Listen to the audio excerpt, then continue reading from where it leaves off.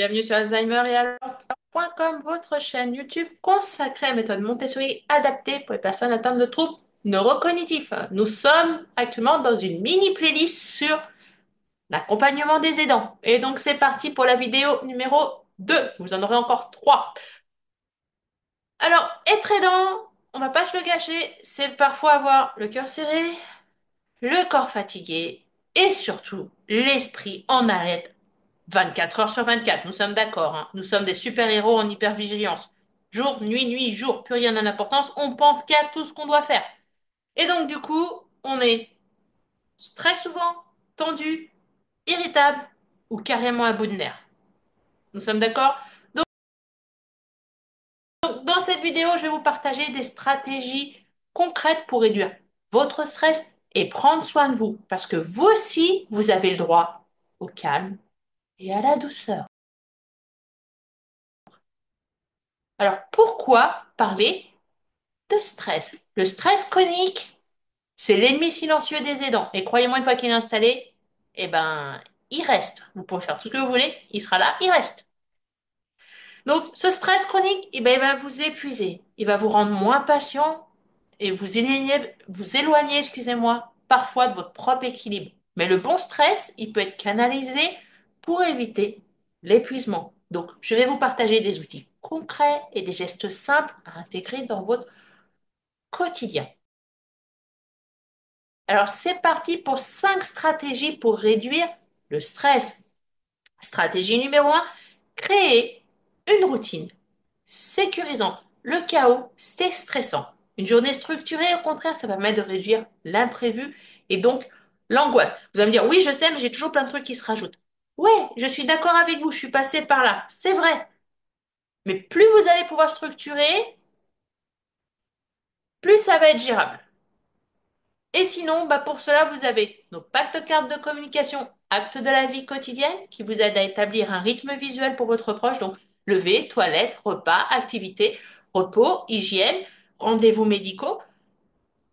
Et du coup, ça va être apaisant pour votre proche, mais aussi pour vous, parce que vous pourrez vous faire comprendre. Par exemple, si c'est l'heure de la prise des médicaments, vous pouvez faire un tableau, l'accrocher, mettre l'heure et prendre la carte, puisqu'elles sont décollables et collables à volonté, elles sont plastifiées, et lui dire, c'est l'heure de prendre les médicaments.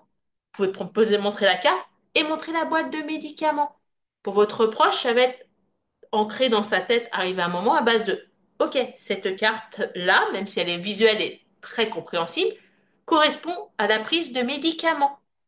Ça va rendre votre journée fluide et votre charge mentale va diminuer. Alors, oui, je sais, c'est pas évident de passer de une routine établie que vous avez créée à celle que moi je vous propose, qui suis un étranger. Je comprends, surtout quand on pense que on est indispensable et que rien ne peut être mieux fait que si c'est nous qui le faisons. Sauf que c'est faux. Je dis pas que c'est forcément moi qui ai la bonne réponse, mais moi je vous dis que j'ai pensé comme vous et j'ai été faire un burn-out de les dents.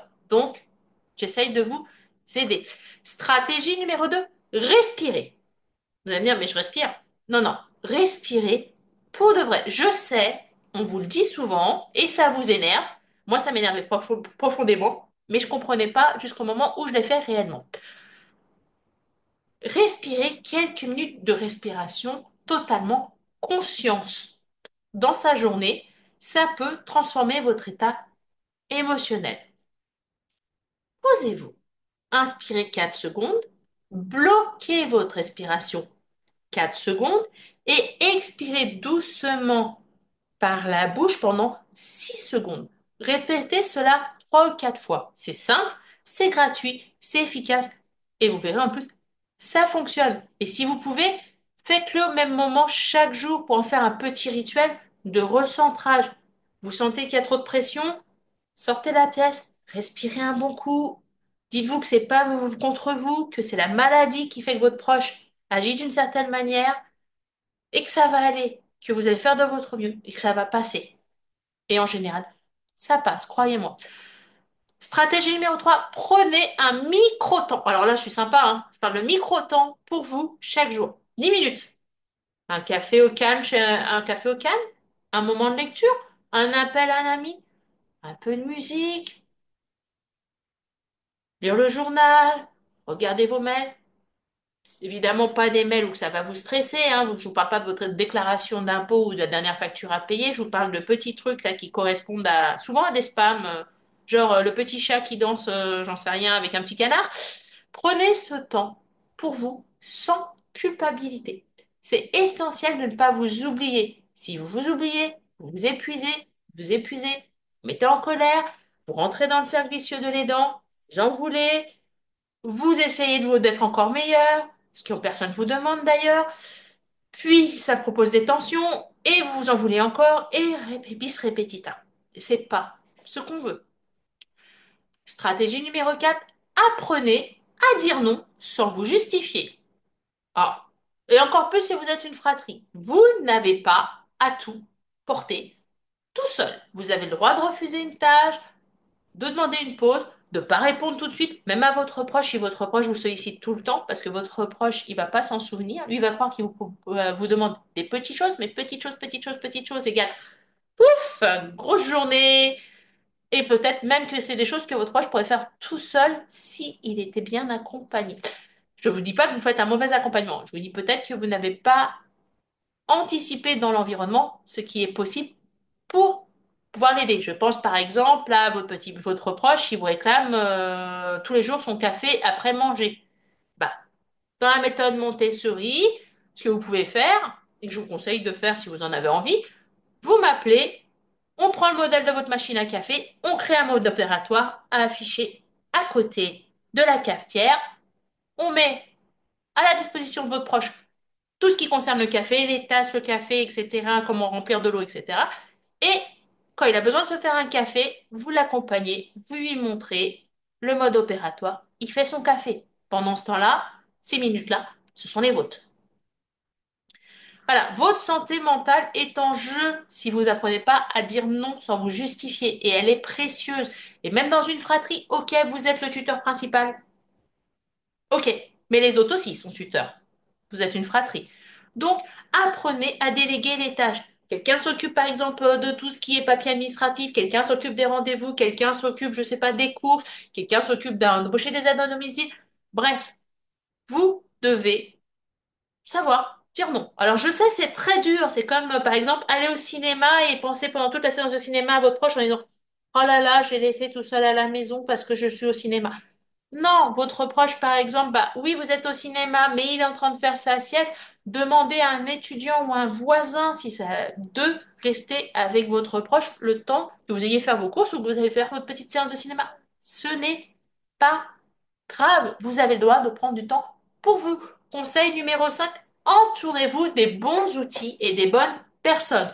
Donc, chez Alzheimer et alors, donc la société que j'ai créée, moi, je vous propose des outils concrets pour vous soulager, vous guider et alléger votre quotidien. N'oubliez pas que j'ai été aidante avant d'être une professionnelle pendant plus de 20 ans.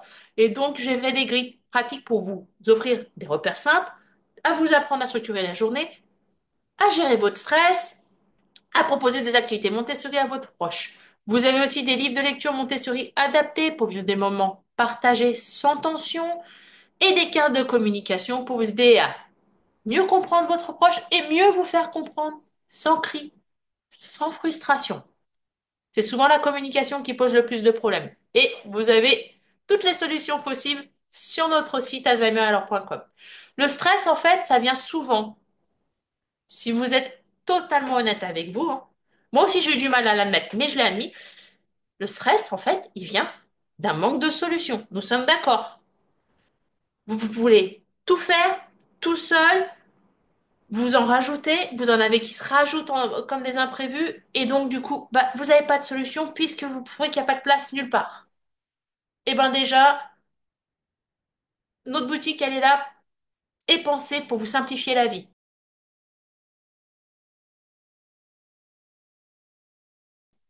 Vous avez les cartes de communication pour fluidifier la communication et éviter les conflits.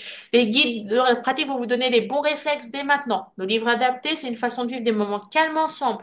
Le bilan flash, c'est pour que moi, je vous aide dans votre quotidien à vous. Donc, vos challenges à vous ne sont pas les challenges du voisin. Et donc, vous avez le droit à 30 minutes d'appel totalement gratuit avec moi pour qu'on trouve des solutions ensemble.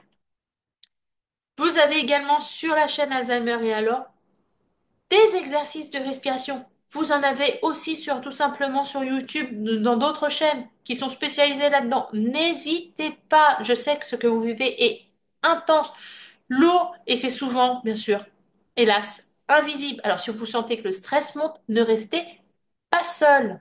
Je peux faire le point pour vous écouter, mais n'hésitez pas, si vous êtes une fratrie, à parler avec vos frères et sœurs, à parler avec, je sais pas, un voisin, un ami, un professionnel. Je vous rappelle que vous avez des lignes avec des psychologues qui sont totalement gratuites en France que vous pouvez joindre sans problème. Vous avez des lignes d'écoute aussi gratuites spécialisées dans la maladie d'Alzheimer. Bref, ne restez pas seul. Et d'ici là, respirez. Dites-vous chaque jour, faites de votre mieux. Et c'est déjà énorme. On se voit la semaine prochaine dans une prochaine vidéo.